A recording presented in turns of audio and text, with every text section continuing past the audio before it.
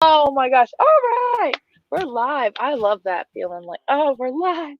We're live. And I went before I drop into my intro, I went back on your page. I was looking for some stuff and I was like, God, she goes live a lot too. I love this. Like I was like, look, live, live, live, live. I was like, oh, Yeah, it's I just jump on. fantastic. So, all right, you guys, as you guys come in, say hey, let us know how you're doing. Let us know where you're catching this from, whether you're on YouTube or Facebook or the business page for the table, just so we have an idea of where our audience is at the moment. Again, yes, make sure feel free to interact, you guys. Feel free to ask lots of questions. If you catch us on the replay, hashtag replay with any questions you have, and I will always come back, or my guests will come back and answer those questions for you. Okay. So again, say hey as you come in. Hashtag replay if you catch us on the replay, and let's dive in. So, hello and welcome to the TUF Woman Table, everybody. I'm gonna get like a soundboard that does the applaud audience. Yay! I'm gonna get a soundboard. So this is the table where I invite some super badass tough women to take, like Kylie here, to take a seat and join in the conversation and share her amazing story. At Tough Woman, I believe that all women have the power within themselves to live an authentic life, free from fear, confident in who they are, and empowered to go out and create a life that sets their soul on fire. I share this belief by championing tough women who have walked through the fire, felt the fear, faced adversity, and kept pushing through it all. Women who now live the life they want as the woman they were created to be, and women who own their stories so that other women can embrace and own theirs as well. Because, as we all know, when you give yourself permission to own and share your story, you give someone else permission as well. Da, da, da. Like it makes me smile every time I say that. Like, It's oh, such a cool message, though. isn't It's very it? powerful. Oh, It's a I very actually inspiring message. Oh, thank you. I had to write one for the round table because when I started doing the round tables, I was like, this is not the same. So I was like, you have to. So it's like, when that happens, you have to adjust your copy. So it's like you have to have a copy for that, and you have to have a copy for that. So I had to go back the other day, and I was like, I had to write a new copy for this because I had to do copy for the podcast too. So it's like I'm writing all my copy and then putting it into my drive so I could, for me, it's like, what's the easiest, most automated way I can do this? Templates, click, da, da, da, da. So, It's great that you're getting really clear on your message, though. yeah, Just talking about that, weren't we? well, The power of your message. Yeah, it's we awesome. really we really were. And before we dive into this, for anybody who catches this, this is a really important message, and hopefully Kylie will talk on it at some point because that's a lot of what you do. But yeah, getting clear on everything, because before, when I would explain the show, I'd be like, well, it's like this and this and this, and it took me just a couple episodes to realize, like, no, it's this. And once I got really clear, like, I've never had somebody. The only reason somebody can't do the show is because of back then it was a time issue. I never got a no on anybody coming on the show. So for anybody out there who is in like the online space, this is a neat little like side road for just a second. Messaging is super abundant, like super I don't want to say abundant, but it's very key that you have that, like, and you know that what you're talking about. Like, even in life, I like to say it's just know what you want and what you want to articulate to somebody. But yeah, getting very clear on that messaging for the show has really helped me just be able to explain it like in a nutshell. Like when I'm connecting with people, like, this is the show, this is what it's about, da da da da da. So It's so important, though. Lots of people can't. When you ask them even about their businesses or what they do, they can't articulate it. And it's like you have to be able to do it quick. hmm well, it's just it's just another. I think it's like the reason we have so much disconnect right now is because, like, two parts, and then I'm going to be done with this and then we'll dive into your show. But it's two parts. So it's people don't know how to effectively communicate their own needs and wants, because a lot of times, they don't even know what they need and want. But people are also listening to respond versus to actually like listen to other people. They're like, I'm not listening to understand, I'm just, and I, like, in their mind, we have this on the round table, in their mind they're already like formulating their responses to whatever scenario comes up in the conversation, instead of just going, you know what, I'm going to listen. Because, and then, oh, can you hear me good? There's Yeah. some stuff in the back. Okay. So, and they're like, they don't actually hear the whole conversation. So it's interesting to see how that stuff is I becoming really like clear right now within the collective as a whole. Yeah, and I have to watch that because my brain goes 100 to 1. So I'm very conscious, but I do. It's a real conscious act for me to stop and listen, because I'm always like, my brain's going, oh, cool, we could do this, and what about this, and what about that? So naturally, that's how I operate. Mm-hmm. So many times, especially when I'm having client conversations and things like that, I have to just go, stop, just listen. And that's why I'm a bit of a weird one, because I take notes. I have to, because I have to remember the little bits that I kind of want to either bring up or I want to formulate and think about. So I'm always kind of just jotting stuff down. So yeah, it is very, very important that, like you said, people listen to react rather than to actually understand. I love that. Yeah. So yeah. true. Well, I learned it from where people would be talking and I would automatically want to give them like advice. And I had someone go like, man, I just need somebody to like listen to me. Like sometimes I realize sometimes people, well, I realized two things about it. Sometimes people really just want somebody to listen to them. They don't want anybody to advise or coach or guide them. They just literally need to like say it out loud. And then other times it's what is it?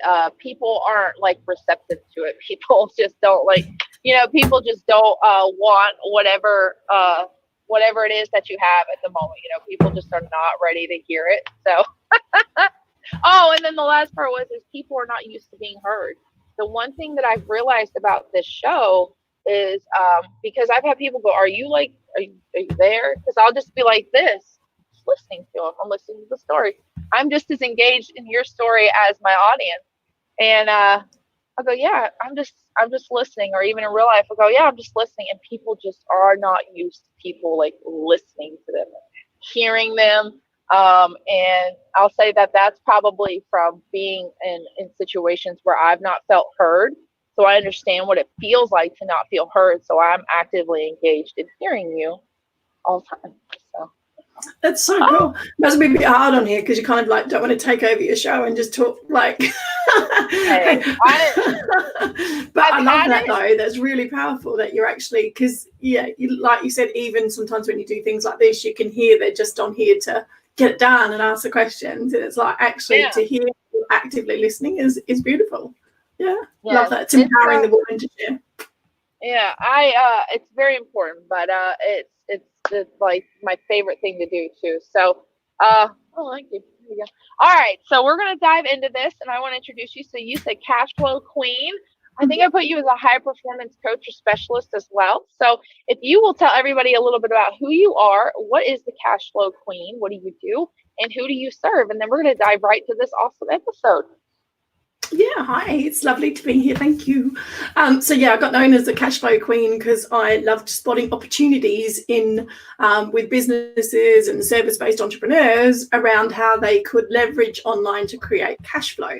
So for me, it's about taking someone's knowledge and expertise and then helping them to go out and create a bigger impact with it. So that's how I got known as the cash flow queen, because I love to create obviously online income streams for people. Oh man, yeah, that's actually a whole like other fun I call it an imagination game. It's like how many streams of income could I have? And I used to say could I realistically have, and I started leaving that out. I'm like, oh man, how many like streams of income could I have?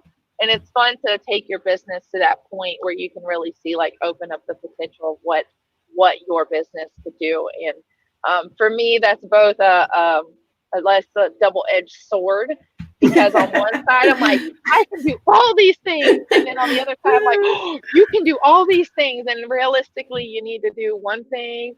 And then, do the things when it's time to do the things. I want to do all the things when I see them. I'm like no, just bring it back a little bit. You'll get there. Calm down. Totally focused though, yeah, because I do believe I quite often quote a guy called someone Clayton, who talks about the power of 5 ones. Have you heard that with the power of 5 ones? It's like no, I'll have to look that up. because my big thing is even though I look at cash flow and income streams and things like that, I also really simplify stuff. So for me, it's about having a simple system first and then creating different offers from that one system. So you're not creating, I used to see it where coaches create an offer each week and next offer and next offer, next offer. And you're like, oh my God, how do you function in your business? So for me, it's actually about streamlining it down. And there was a guy, and I think it was actually Tacky Moore that taught me, but it was a guy called Clayton that did it. He talks about the power of 5 1s, and that's having, now I'm going to make sure I don't miss one. It's having one product with 2 support levels, doing one thing for with one, oh my God, I've forgotten it now, one traffic source, one conversion method for 1 year. Oh, I like that's it. that. That's all you need to hit $1 million.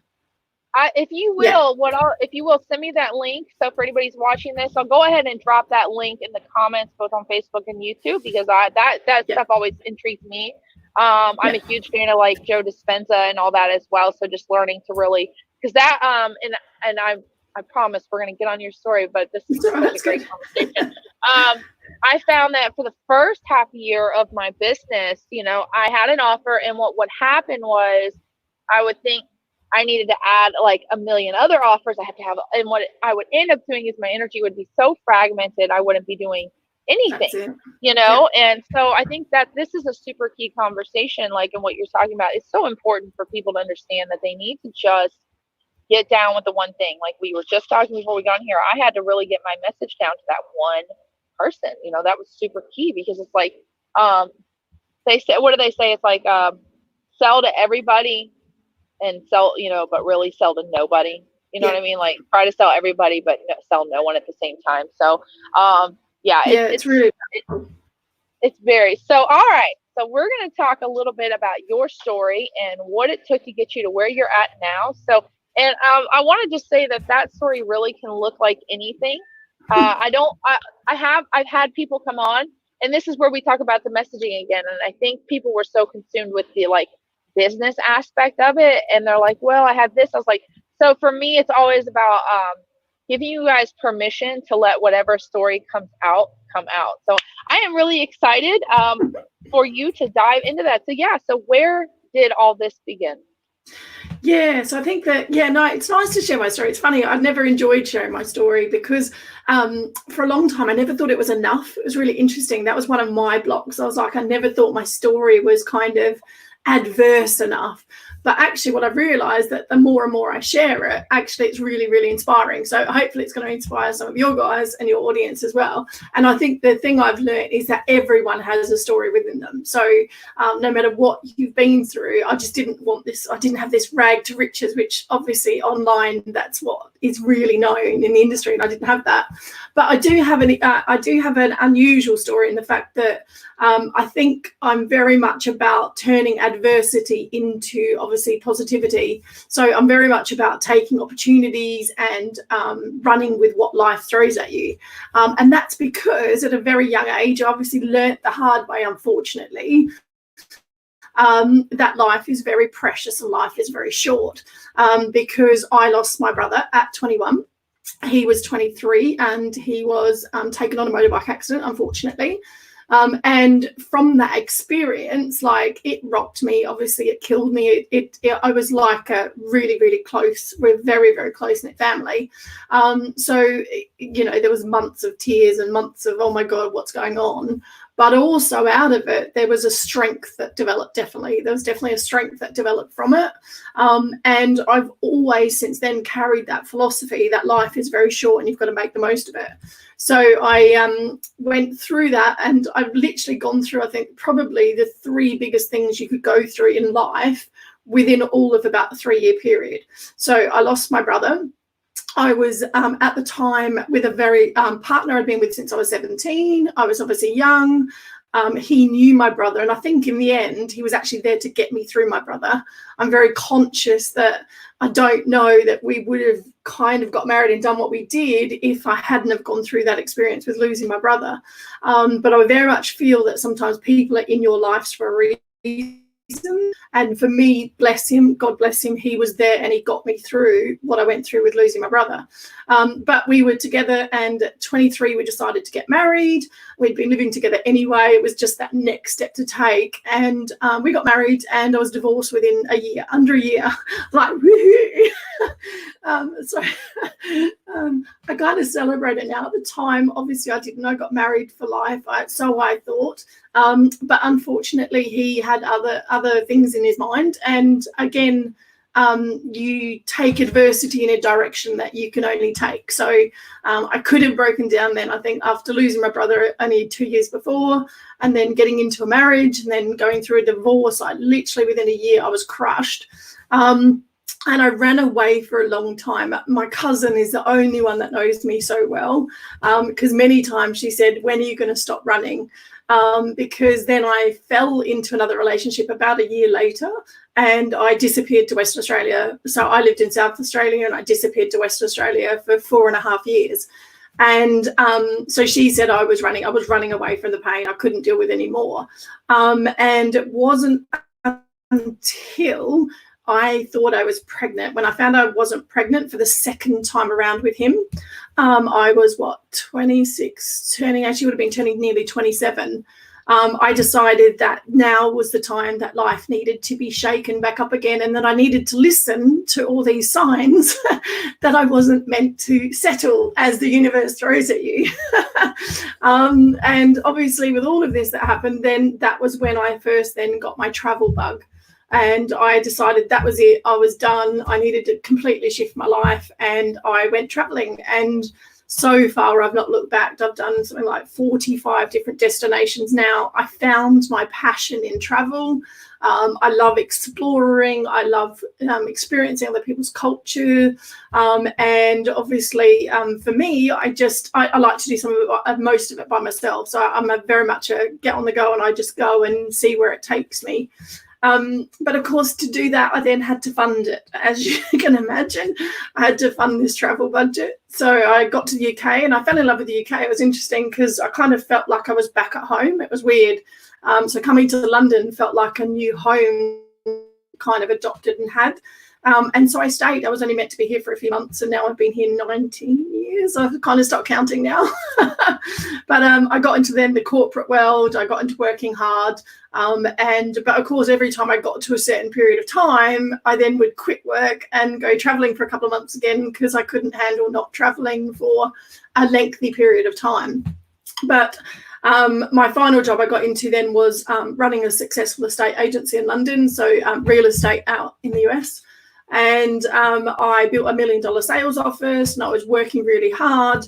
And I went to one conference, which was called the National Achievers Conference. And I started to realize there was this whole world out there other than the corporate kind of direction I'd been on. As I always say to people, sometimes you need to look up when you're so on your path that you need to actually stop and look up. And that was my stopping and looking up. And I was like, oh, wow, these people are like traveling and living online and doing their jobs and traveling the world. Maybe I could get a bit of that. So I finally, and it was quite late in life, because I was 39 by the time I got my shit together, and decided I needed a big shift. But I failed miserably when I first left the corporate world, because I didn't like not having security, and I learned to Forex trade. So I actually learned to Forex trade. I got quite good at Forex trading, but my account went into receivership overnight. My broker went broke. And of course, I had no income for immediately. So I had to go back into work. And I chose to get into recruitment. I went into senior headhunting and recruitment, so I didn't have to work weekends. I could still start to build my business on the side. And if anyone has been in sales before, they know that if you lose your passion for it, guess what? You don't do very well in it. So I was slowly becoming unemployable, and I'd kind of had enough really of building someone else's business. And it was the turning point was when my boss come in bragging. I think I said this to you, bragging about getting his travel card, because he was now a pensioner. And I was like, oh my God, you're happy you've got to that age that you can travel, but you're still in work. And I went, I don't want to be you in 10, 15, 20 years time. So that was when I decided that was it. I was done. And I started my entrepreneurial journey and haven't looked back really. So that's me in a bit of a nutshell. How's that for a life dump? Oh, I can't hear you. Ashley, you're on mute. Lovely. Somehow you're on mute. Sorry. Sorry, there's a little bit of noise in the background. So like when you're talking, I just turn it off just so I can hear, cool. And it's not like this is in the background. I have my headphone in. So I'm hoping that first thing I wanted to touch on, and I love how you are, again, back to that messaging. We're just so clear. You hit these points. And what's cool, we talk about in the, and I'm sure you know, since so in the speaking world, I'm fascinated with like TEDx conversations, and one day going on TED, like that's like my goal too. I've got that. Yeah, I'm like, this is gonna be. I already like have started crafting that talk, but they talk about having that through line throughout your speech to kind of tie everything together and come back to it. And you have such a beautiful through line. You're like, this is like where I started, and these are the ebbs and the flows. And in what first and foremost, I want to tie two things together. So that's me in a nutshell. And I feel like, especially as women, we nutshell ourselves, right? Like that's when I talk about like the stories. And obviously, if we went on and on about our stories, we'd probably be here forever. But the one thing I wanted to tie that to is she talking about at the beginning about not feeling like your story was enough. Not feeling like your story was enough. And I feel like that is another undercurrent we work through as women. So I want to touch base on that. How did that correlate over in your life to me, and that feeling of just not enoughness? Because you talk about then like running away. And so how often do you feel like that was like a theme in your life, that not feeling enough?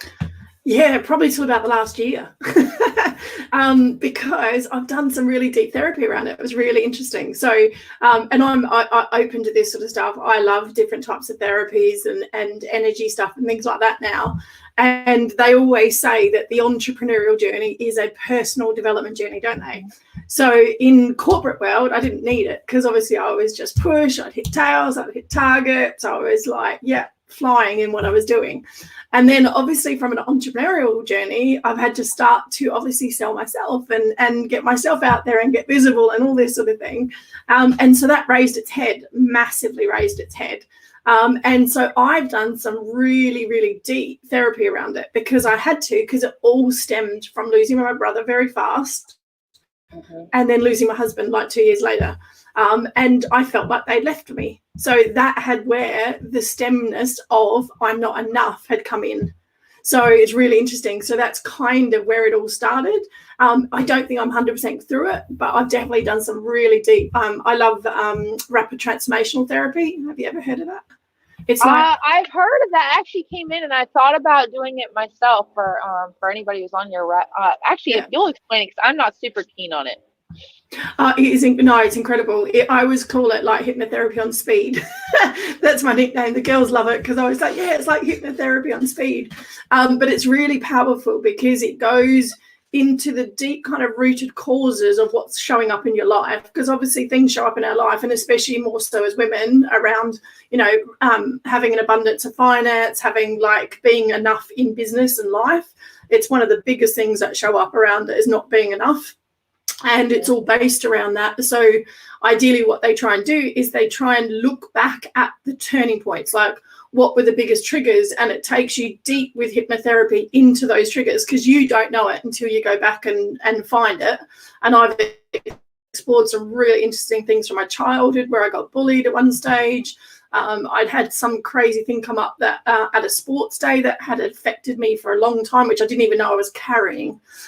So it helps you to identify the undercurrent of what is actually creating and manifesting in your life. But then the great thing about that, and that's where kind of hypnotherapy would normally take you, is just to bring it through. Whereas with rapid transformational therapy, they then go into reframing it and changing it and then embedding it as a new kind of habit and reframe for 21 days afterwards. So it really does shift you through things. And I've done RTT for a couple of things, and one of mine, and they're really good for anxiety. It's also really, really good for what's it called? Oh my god! See, this is how far out of it I am. Addiction. Sorry, that was what I was looking at. So addiction. So I was drinking too much Coke. I was really getting addicted to Coke. and drinking, like getting to the stage I was working from home 2 litres a day. And since I've done RTT on it, I haven't touched a glass since back in November. So it's been now, 6 months? And I haven't touched a glass since. So for addiction and things like that, it's incredible what you can eliminate out of your life. But digging deep around personal development has been probably the best experience that I could have ever had over the last few years. Oh man, yeah. No, I like that you talk about that, because going back to that next part that I wanted to ask you about, the running away, and I want to, like, this question came up for me for it. At some point, do you feel like maybe it's not that you were, well, the running away I can understand, because I did that for a very long time, and we dive into other things thinking that that's what's going to heal the wound, like that's what's going to fill. And the whole thing is we don't really know what hole we're even trying to fill. We're not understanding of the void. So yeah, having to go back. But also, what I thought was funny is, like, I was going here and here and here, and did you ever ask yourself, like, maybe it wasn't that I was, wandering, like running away per se, but I was just wandering down the wrong path, right? Like I had to wander, because they say not all who wander are lost. So it's like, maybe I wasn't lost, I just wasn't on the path I was meant to be. So I had to wander off to come to that path, because I think what a lot of people struggle with in life is denying that the wanderlust, I guess, that innate calling to go off and explore things. And yes, we can't just all pick up and like take off and do whatever, but there is, I feel like there's a calling every day to dive further into what is considered the unknown for yourself. Yeah. And I think, yeah, definitely. Like when I look back, like obviously my cousin, and she knows me at a really deep level, felt that it was obviously I needed that space. And I think that was partly what I did. But I think partly I needed the space to grow myself. Because I think when I look back at my life, like I was 27 and I'd experienced so much in a very, very short space of time. And what I hadn't been able to do was actually explore, like you said, what did I really want? Like what actually made me tick, what excited me. And I think in a way, that's why I woke up that day. And when I found out I wasn't, I just went, you know what, this is another sign that I'm not meant to be here. And I think that's the thing. We sometimes ignore our own signs of what we potentially should be doing. So even over the last year or two, I've learned to slowly tap back into that intuition a lot more, into that kind of like, what do I really want? And I ask myself that all the time. So I'm always now kind of setting 5 years and 10 years and bigger stretch goals than I've ever done before, ever. Oh, yeah, that's, oh my God. I didn't mean to cut you off. I was like, oh no, you interrupted her. No, it's perfect. It was good. It was good. You're excited by that. Love it. I am. I actually just did. We were talking before on doing a mastermind program, and one of the things that I did, I thought this was so great because I do this with my clients actually.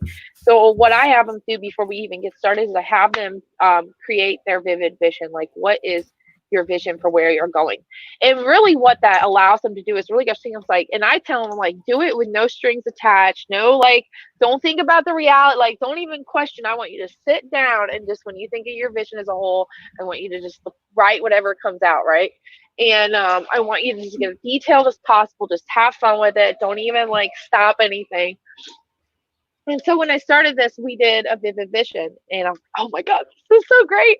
Oh, because I was like, I just did mine like 4 months ago, or at the beginning of January. I said, I need to redo it now. It feels, it feels like the right time. So I was really excited. So I was getting excited, but it's funny how when you start really stop limiting yourself and really dive into the what do you want, it's amazing how the way to do it starts filling in. Like I told him, I said when I started it, I was like, you sit there for a moment, you're like, oh no, and you have to start thinking, you're like, what do I want?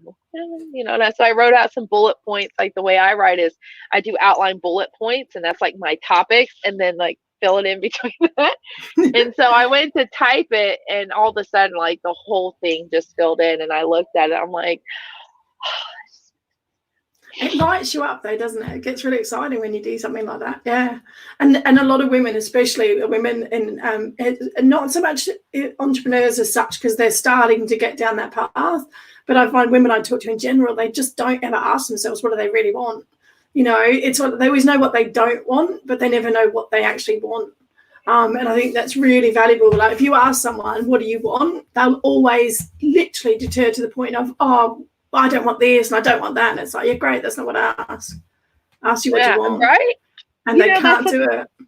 No, and I love that you bring that up, because that is such. I said you really want to. I love that you talk about that. You really want to transform someone's life. Ask them like what makes them happy, and what do they really want out of life. And I said, and you will just all of a sudden, and it's the coolest conversation. One of the coolest conversations to have too, when you're talking to someone and they really tap into like what do they want, and it's just like their whole being just like lights up, and you're like, oh my god, this is fantastic. And then what's even cool is if you can begin to see what they see as well. It's like, oh my god, this is great.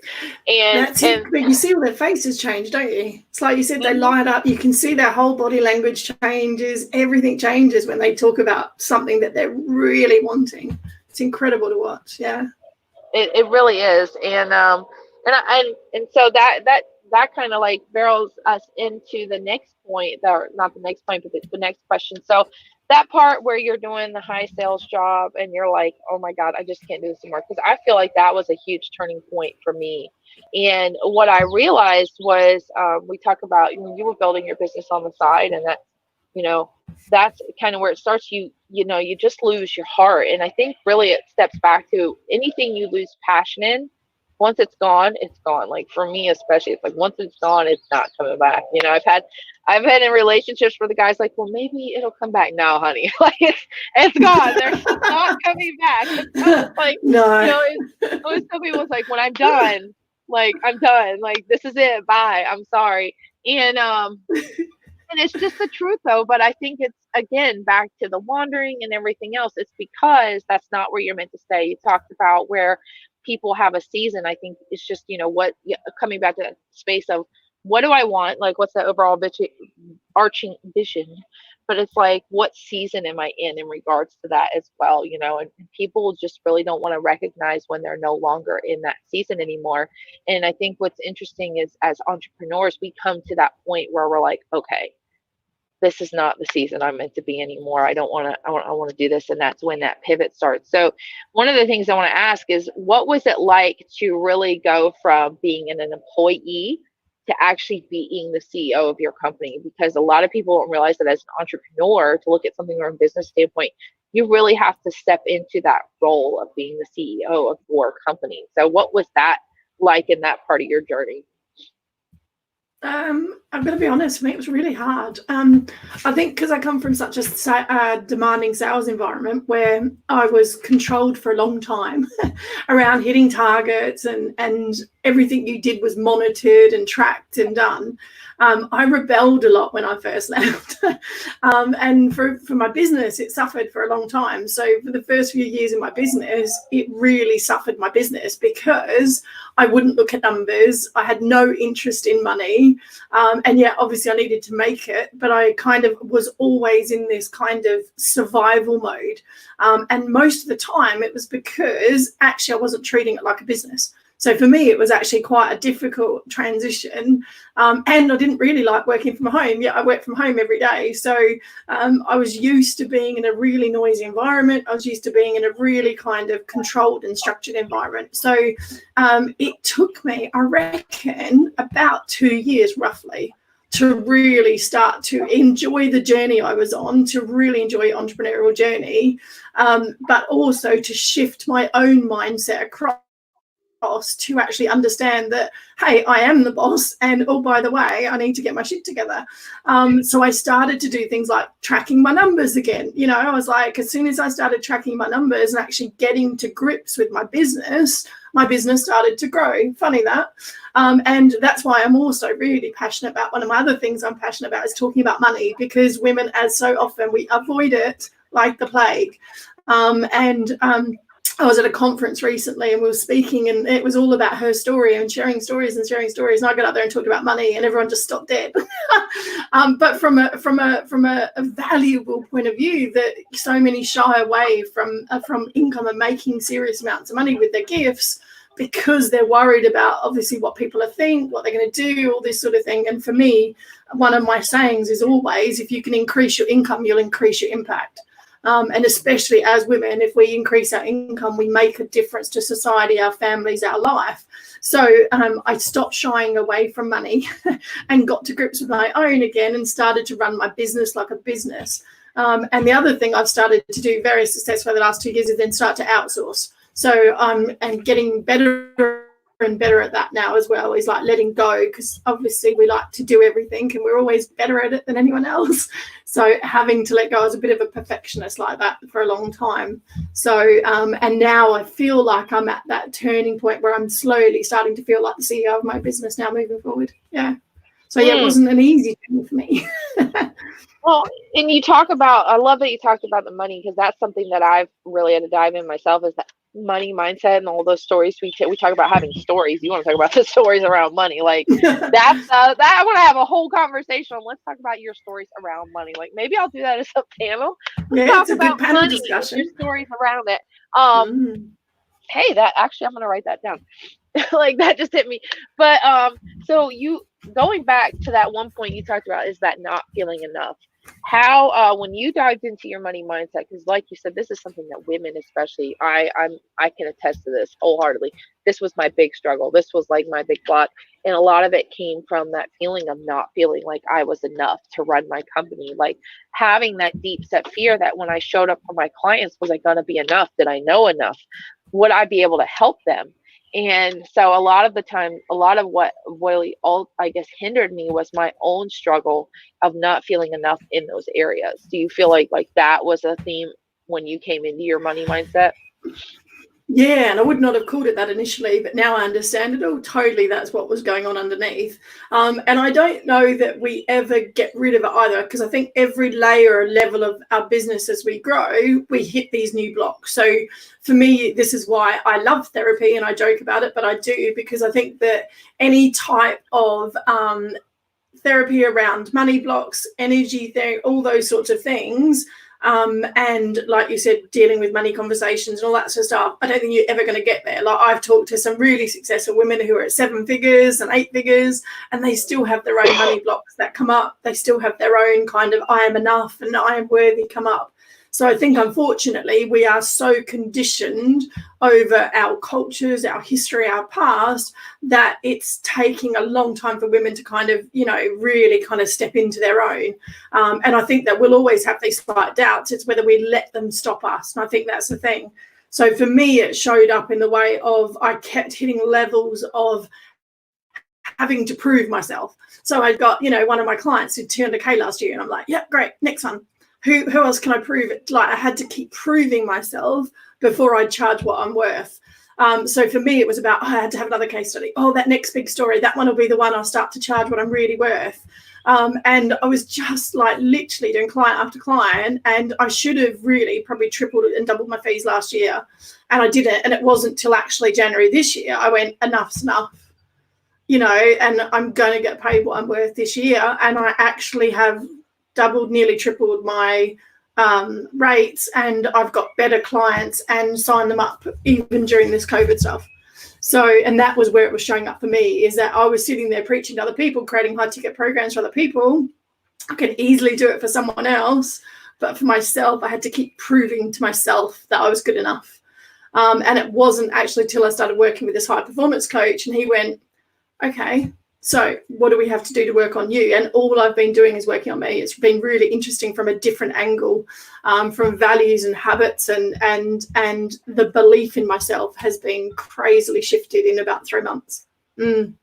Well, I love this. I love that you talk about this. This is something that people just don't understand. And we get into business and we don't understand how, they joke around a lot about the self-development and doing the work and doing the personal work, and like, oh yeah, that's great. You can do that. And you're just like, listen, if you don't do that, nothing you do over here is going to work out right, because that's actually where my messaging came from, and recognizing what I did as a coach is helping women come back to that space of recognizing that what's going on in here is going to impact every single thing outside of you, because what we have going on here directly affects everything outside of us. It's the lens through which we make every decision. It's how we perceive everything.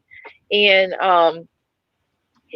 that's such a powerful thing. And I wish, and I guess, that's why I started talking about it more, is how important it is to understand what's going on inside of us so that we can do all the other stuff. Because it's like, listen, you can be in hustle, hustle, hustle mode all day long, but why are you in hustle mode? Like, are Yeah. you in hustle mode because you actually enjoy it? Are you in hustle mode because you feel like if you're not doing something all the time, then you're not successful? Like, that's a huge story I had. It's like, I was so used to the hustle. Well, if I'm not doing something all the time, then I'm not going to be successful. If I take any days off, then, oh my God, nobody's going to know I exist. And what the hell? It's like, if you even take a nap, you're not doing enough. You're not doing enough. And that was a huge thing to take a step back from, and just release and allow that to come off. Yeah. And on that, it's really funny. We must have been very similar because it's really funny because he talks about, and I love Grant because he talks about being in your panic zone, being in your comfort zone, which for most people is actually really uncomfortable. That's my biggest takeaway from him over the last 3 months is we all talk about being in our comfort zone, and it's lovely in our comfort zone. Actually, most of us hate our comfort zone. So I've now started calling that my uncomfortable zone because it's not where I want to be. But also then obviously he talks about your panic zones, and most people with a panic zone is to get themselves really outside the comfort zone and doing new things and stepping out and actually creating and doing what they need to do. But one of my major panic zone was actually doing nothing. So I was the complete opposite of everyone else on the program. They were like, yeah, what are you going to do? How are you going to get out of your panic zone? And mine was actually, you have to stop and do nothing. And I was like, it freaked me out. Like, I was like, I can't. Like, I literally have to stop and switch off, and I can't do it. So that's what I've been working on the last 3 months. Really little things like going for a walk. I've always got a podcast on. I'm always learning. I'm always listening. I'm always doing something. And he made me switch off that I'm only allowed to listen to music or a meditation, like sort of a deep kind of chilled out something when I walk. That's it. So for literally 40 minutes, I have to be alone with myself. Which I always thought I was, because I said to him, I'm always by myself. I'm quite often by myself. He said, yeah, but you're not alone with your own thoughts. And it's really interesting. Even that one shift over the last 3 months has changed all my thinking, because what started happening was all this negative talk come up originally, and now it's actually all positive talk. So I can even see the shift in my own internal conversation now in literally 3 months. But the biggest thing was, like you said, around like being enough, is that he said to me, and one of the things he instilled with me is that they, especially as men do it, they just totally back themselves. They totally 100% back themselves. And that's what he's got me doing. So it's like, he said, you just got to trust your own stuff. He said, you don't need any tactics. You don't need any more methods. You don't need anything else. He said, you know your shit. He said, you just have to 100% back yourself. And that's what's allowed me to sign up my 2 of my biggest clients in the last 2 weeks. Just literally gone bang. Thanks very much. Yeah. Yeah, you just have to know, like I said to you, you just have to know you're the shit, man. Like, you just have to know you're the shit. We do. I see this all the time. Women will go, "Oh, I'm the shit," and then they'll laugh like it's a joke, and it's like, no, are you? Like, why? Yeah, and I'm not very good at that. I never talk about myself or my own successes. It's weird. So actually, even though I was very successful, I really struggled to kind of get that message out there of actually what my clients have done and what I've done. Yeah. There's actually a double-edged sword to it. So the way I found out about that was diving into leadership for women and how we're perceived. So if we're too humble and we don't talk about ourselves, then when we lack the drive and the confidence needed to be successful, right?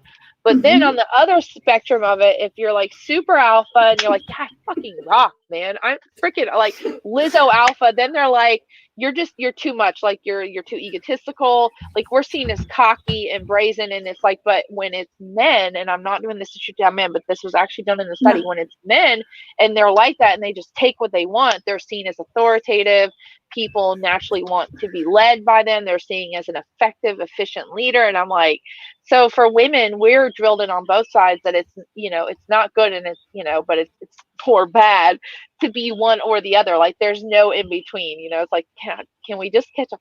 Like there's no breaking, No. no good, nice gray area for us to sit in and be like, yeah, this is good. And so it's like, I love that you touched on that. I think it's super important that people just acknowledge that they're the shit, man. Like acknowledge your own power. And the other thing that I think is important, you talked about just getting alone with your thoughts. We are inundated 24/7 with information. And it is so easy to get caught on that. I need to take in this and I need to do this and I need to constantly learn. But here's the thing. It's like, this was a big thing for me. If you're constantly learning, how do you implement anything? How do you take time to integrate what you're learning so that you can implement it? Like, I've got millions of books and I can probably read all of them, but I'd be so busy reading all of them, I won't be taking that time out to implement what I'm learning from them. Yep. And that's basically what he does. Like he always jokes when you go at the beginning of the year, everyone talks about reading 50, 60 books. He doesn't read. Like unless he really wants to learn a specific skill or a very specific something, then he'll pick a book up.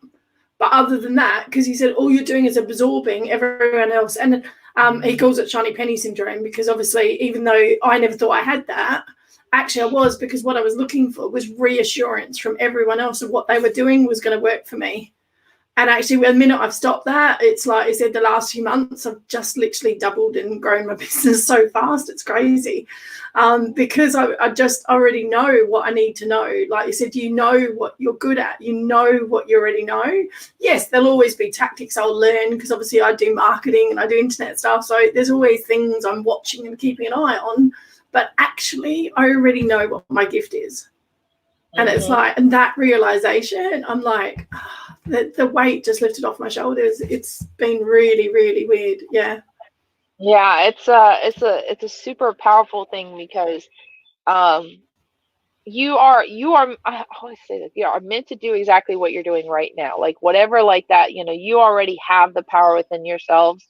That was something for me, is recognizing that the power is already within, that no other person or book or strategy was going to give me what I was looking for. And what it took was, like you said, going to that space of being able to be with ourselves and think, okay, well, what do you love to do, and what do you really draw passion in? Because a lot of times we get stuck in the hole, especially in the entrepreneur state of, like, especially in coaching in areas that we know. Like, we come out of a business where maybe we were a marketing strategist and we were phenomenal at it and we were good and we're like, oh yeah, I can make money with this, but we're not passionate about it. So it's like, yeah, you're making money, but are you like doing what you're supposed to be doing? Because purpose is often not the thing that we're necessarily like good at. If that makes sense. Like, it's not the thing that you got into a career with. It's like the thing that you're meant to create a movement with. Yeah, it's funny because I really struggled when I left work, because I didn't know what I wanted to do. So my biggest problem when I first got started was I didn't know what I wanted to do or teach or be around, because all I knew was I didn't want to teach sales. So I was like, obviously I've been in sales for a long time, and I was like, I don't want to teach sales. I don't want to become an expert around sales.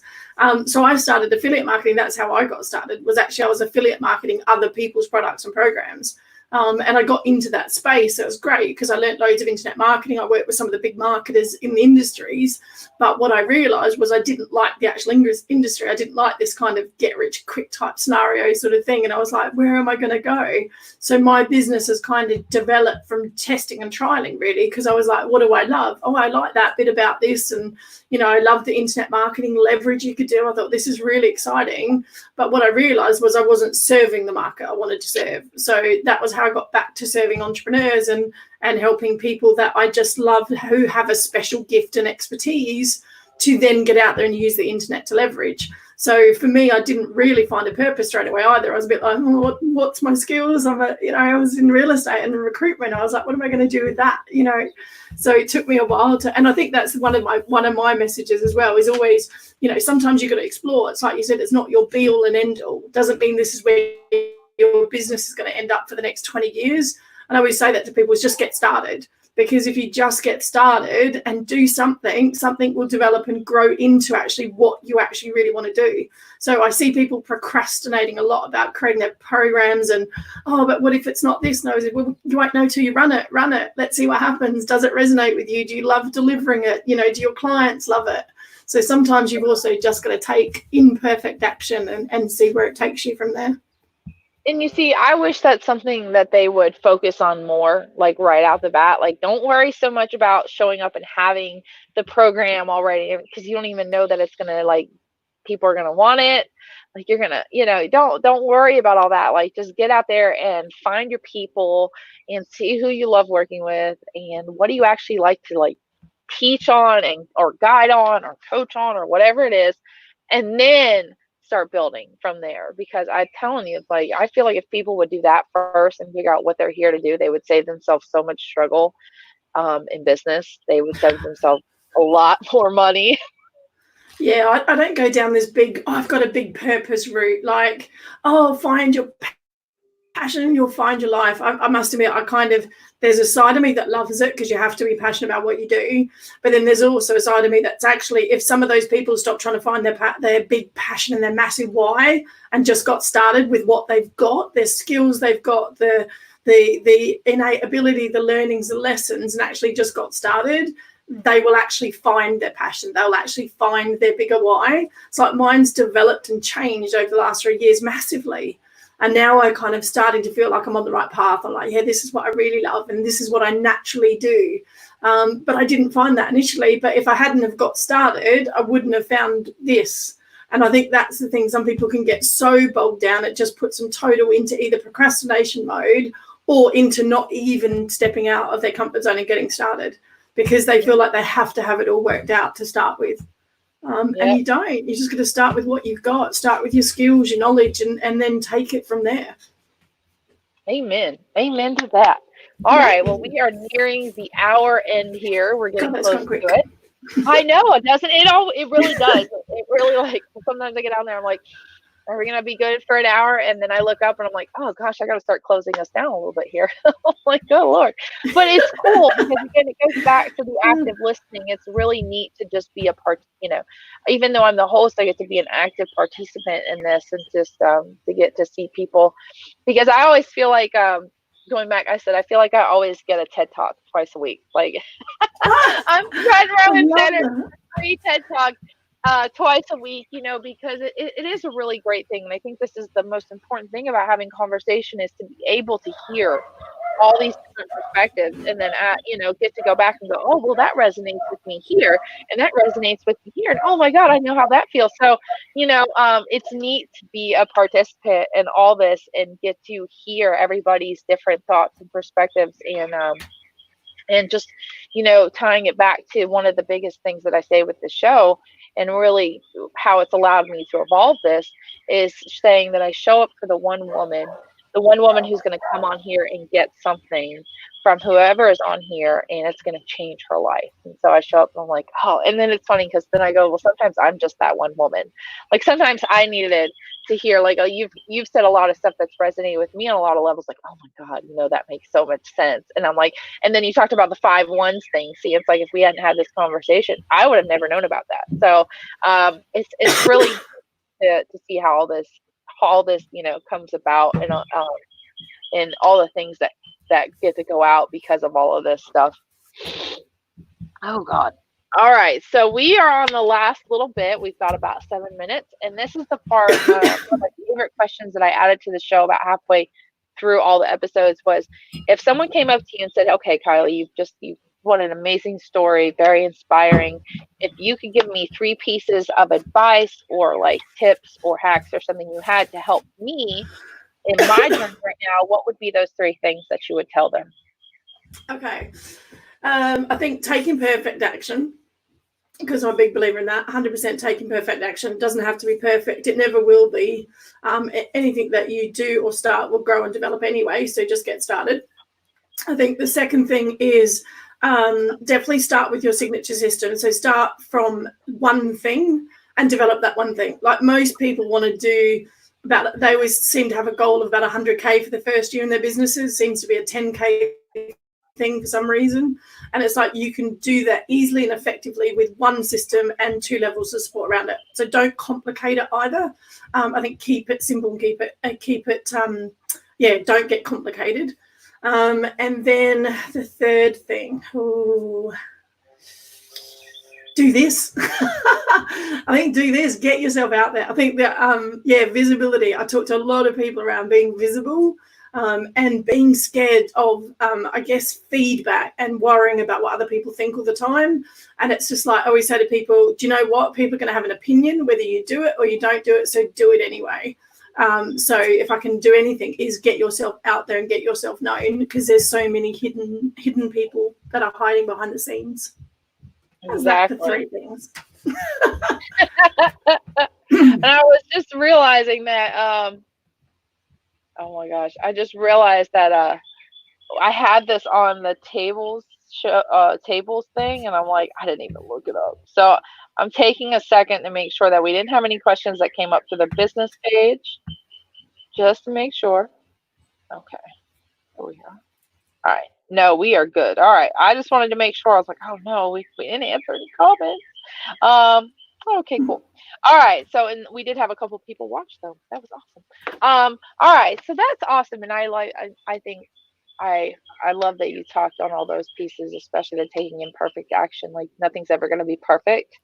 And really, why would you want it to be? You know, if I always used to hear, it's like if it's perfect, it's boring. You know, if everything runs just as, I think you need those disruptive periods in your life, or you need the little disruptors to kind of remind you to come back. Like, this is you need to always come back to here, and that way, like I always tell people, I said that's your inner compass, right? That's what's going to guide you ultimately through life. I mean, you can know all the information in the world, but at the end of the day, if you don't know what's good for you, then how does all the other information like work together? All right. So true. Yep. Mm-hmm. Yeah, it is all right. really true. Yep. Tell everybody about where they can find you. What is the best way to connect with you? I will be, I think if you sent me in that questionnaire, you probably drop me links or yeah. So what I can do is put those into the YouTube, you guys. So she'll have all her links and I'll add them to all the other threads as well. Yeah, cool. So yeah, either Facebook's the best one, or I'm on LinkedIn a lot. I'm on LinkedIn a lot, so you can just find me straight under my name. It's very, very straightforward, and you'll probably see the Cash Flow Queen. So you should be able to find me there. I have a really cool community called Expert to Impact Community, because obviously I'm about taking an expert and helping them to create an impact. So if anyone wants to join me in my community, that's where I hang out all the time. Awesome. Yeah. I was gonna say, just look up the Cash Flow Queen, and I think it's like you said, when you kind of tap into what it is, that evolves, right? We get to that point of knowing how we're helping people and everything. So, all right, you guys, thank you so much for being on. Thank you so much, Kylie, for coming in and sharing that. That was really great. I loved the whole. I loved all the stuff that you gave. Like I said, a lot of it resonated with me on a really personal level. So it's always neat to have that connection. Like, oh yeah, God, I know exactly what she's talking about. Or yeah, oh, it's not that way. And then you kind of give that little nugget that helps set it in. So it's like, oh, I can see how that would work and play out. And like I said, I always kind of take mental notes myself of things that I can use later on in life. So. Cool. We all learn from each other that way. Yeah, someone said to me, they're like, you're genius. And I was like, what do you mean? They're like, you get all these coaches to come on and like do coaching. I'm like, no, not that. I'm like, but in some ways, sometimes you almost feel like, oh God, I just received so much like value just from this little period of time. So I just really appreciate you coming on and just giving so much of your energy and your value. It was absolutely tremendous. So thank you so much. Thank you. But I hope the audience enjoys.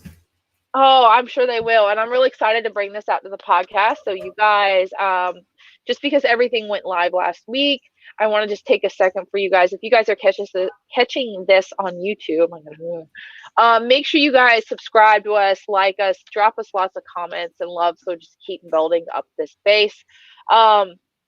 Also, we are now live on 5 platforms, iTunes being the number one of those. So we are on iTunes, Spotify, Stitcher, Overcast, and Google Podcasts. So you guys, if you will go to iTunes, especially, I've included the link in the bio here in the descriptor. Just go to iTunes and make sure you guys subscribe to that on whatever, or whatever podcast player you utilize. I love Castbox. That's one of my favorite ones. So just whatever platform you can be on, we are on, like I said, 5 of them. So please feel free to find us there, rate, review us, and just share these amazing women, the panels, and all their stories. This stuff is so important. I believe that stories and conversation is what moves us along as a whole. You look back, there are some oh god, I can't even think, but some civilizations where the only way that they can left things behind is through the communicated word. We they didn't have anything written. Everything was through their actual dialogue. So for me, being able to hold space and create productive dialogue is such a beautiful thing. So you guys keep sharing us. If you're on Facebook or YouTube, share this out as well. Give us lots of love. Tell us what you love, and always know that this table is also for you. So feel free to take a seat with us and share in and join in. And if you feel so called to do so, I always have open slots for people to come and take their seat and do this as well, whether you want to join us on a panel or a story episode. So yes, again, just show us lots of love, like and subscribe on whatever platform you choose to do so. And then please stay tuned for another episode. We're actually doing another episode tonight, our nightly episode over on Facebook as well. So you can join us there and interact. But as always, Tuesday and Thursday, 7:30 p.m. you guys, Eastern Standard Time. I will see you guys again later. And thank you. Thank you. Bye.